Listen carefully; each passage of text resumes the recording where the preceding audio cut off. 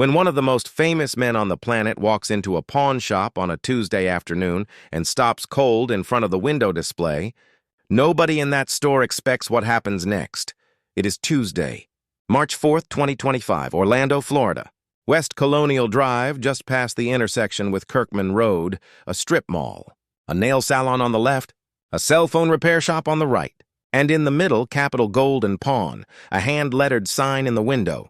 Yellow letters on black, open since 2007. The kind of place that smells like old carpet and metal polish and the particular sadness of things people could not keep.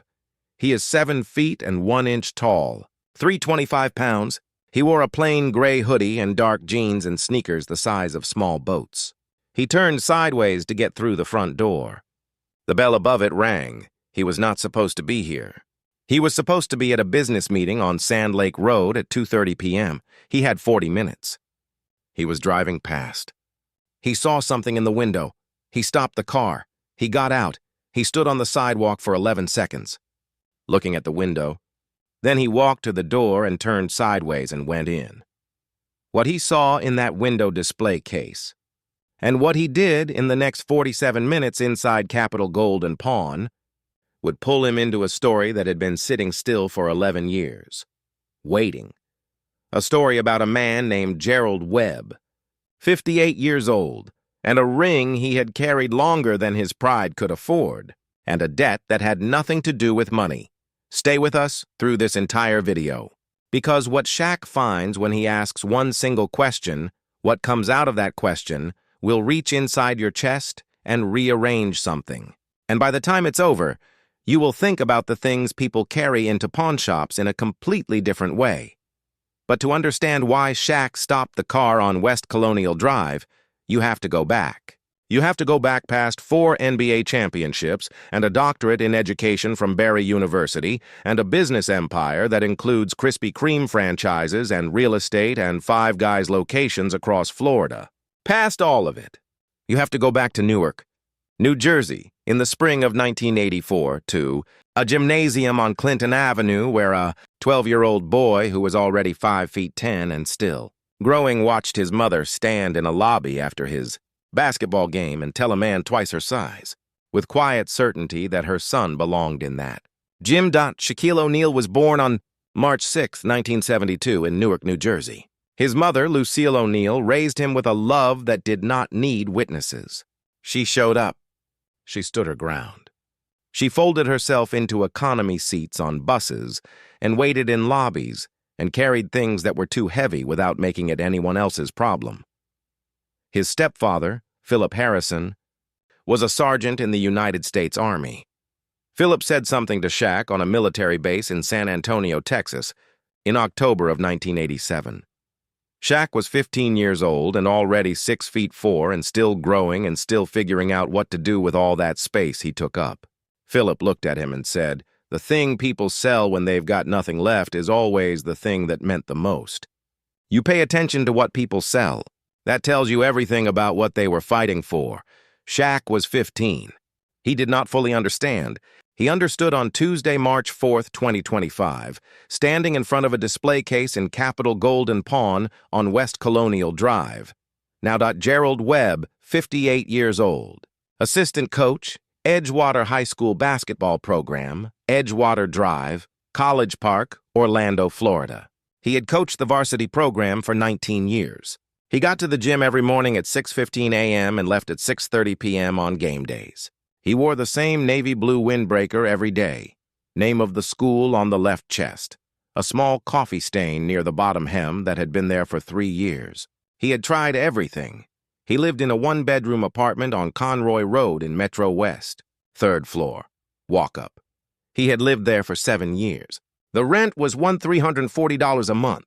His salary from the county school board was $3,200 per year. He drove a 2009 Toyota Camry with 201,000 miles on it and a rear bumper held on by 2 pieces of wire he had installed himself in the parking lot of an AutoZone. Gerald's credit card debt as of February 28, 2025 was $11,400, spread across 3 cards. He had been making minimum payments for 2 years. The minimum payments were not making a dent. The debt did not come from carelessness. It came from one event. One Tuesday, 5 years earlier. In November of 2019, Gerald's wife, Sandra Webb, was diagnosed with stage 3 ovarian cancer. She was 51 years old. The treatment was at the Florida Cancer Specialist's office on West Sand Lake Road. 3 rounds of chemotherapy, then surgery, then 2 more rounds. The treatment lasted 14 months. Sandra's health insurance through her job as a medical office administrator covered 70%. 30% fell to them.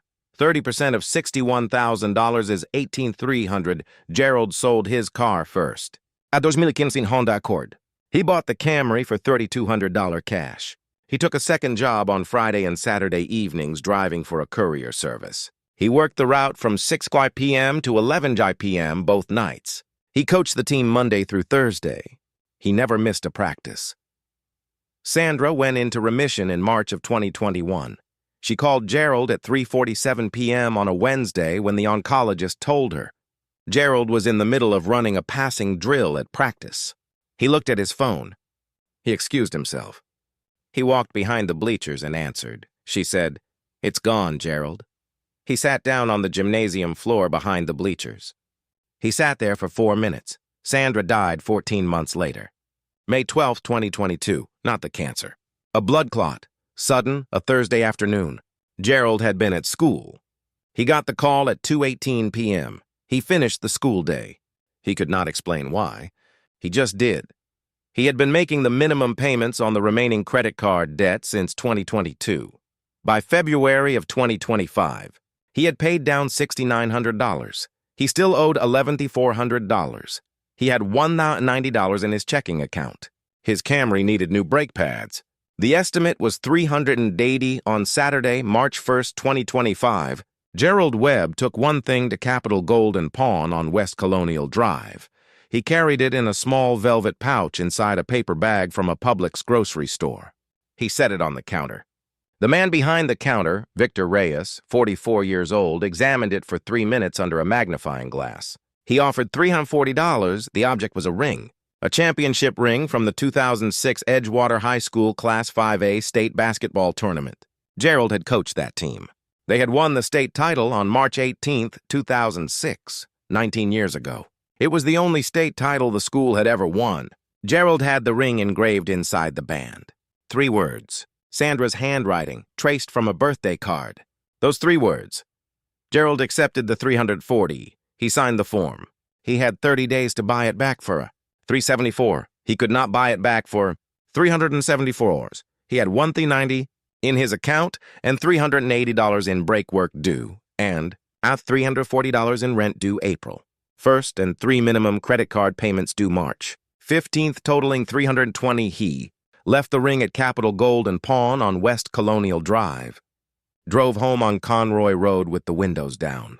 He stopped at a red light at Kirkman Road. He sat at the red light for 9 seconds after it turned green before the car behind him honked. He drove home. That was Saturday. March 1st, on Tuesday, March 4th, 2025, Shaquille O'Neal drove west on Colonial Drive toward a meeting on Sand Lake Road. At 1:51 p.m., he passed Capital Gold and Pawn. He saw the display case in the window. He saw a ring. He saw the tag. He saw the description on the tag. Championship ring, 2006, Edgewater High School.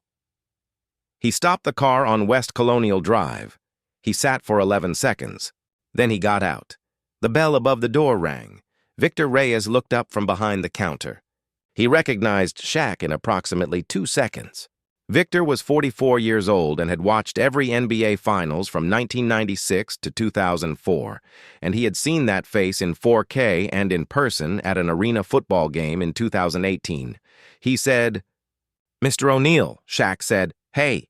He looked at the display case. "The ring in the window." "Yes, sir." "Edgewater. 2006. "Yes, sir." "Came in Saturday." Shaq looked at it for a long moment. It was behind glass, silver and blue. A raised basketball in the center. State champions engraved in an arc across the top. 2006. He said, "Who brought it in?" Victor hesitated. He was not supposed to share that. Store policy. Shaq looked at him. He did not push. He did not repeat the question. He waited.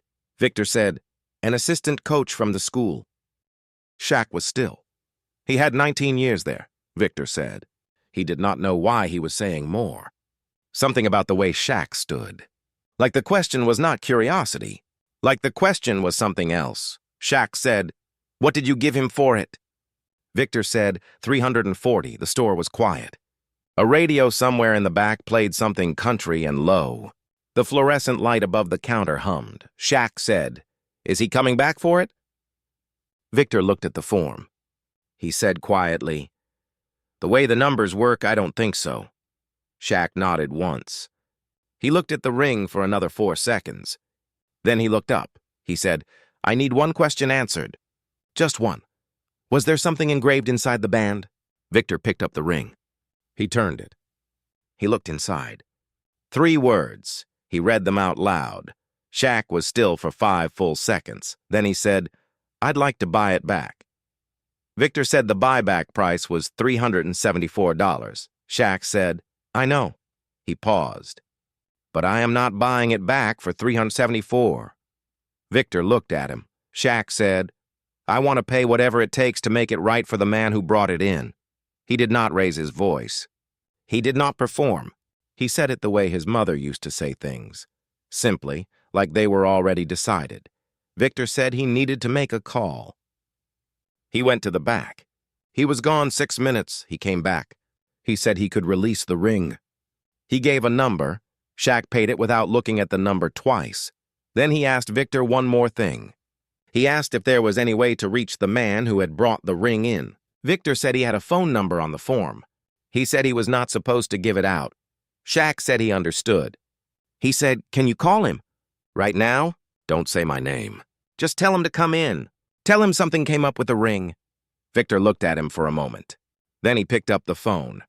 Gerald Webb pulled into the parking lot at 3:12 p.m. He drove the Camry with the wire-held bumper. He wore the navy windbreaker, the coffee stain near the hem. He pushed the door open. The bell rang. There was a man sitting in the single plastic chair near the window.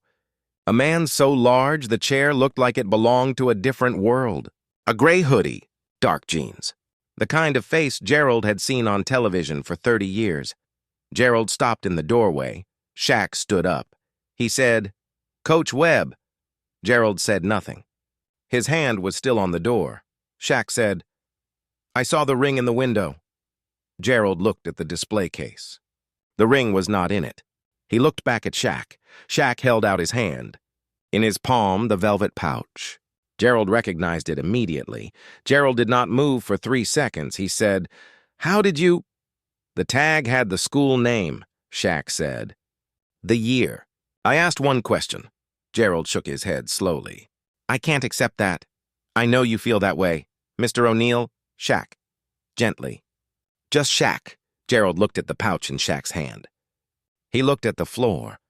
His jaw worked. He said, "Sandra would have been embarrassed." Shaq said, "Tell me about Sandra," and Gerald Webb told him.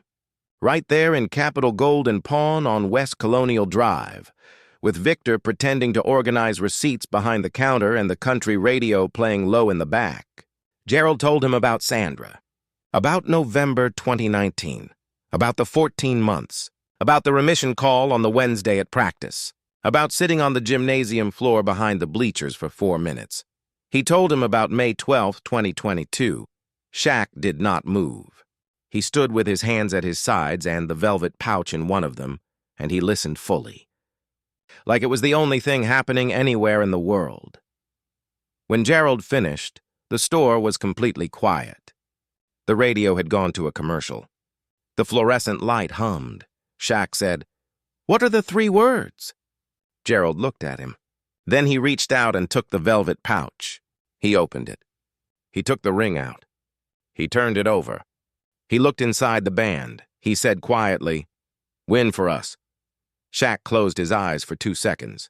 Gerald said, "She wrote it in a birthday card. Year before the championship. I had it put in the ring after we won. I never told her." He stopped. "She was at the game. She saw us win. She just never knew the ring said that. Before you go, drop a comment right now and tell us where you are watching from. Whether you are in Orlando or Atlanta, in Lagos or London, we read every single one. If this story moved you, hit that like button. Share it with one person today. One window, one question, one ring at a time. We will see you in the next one.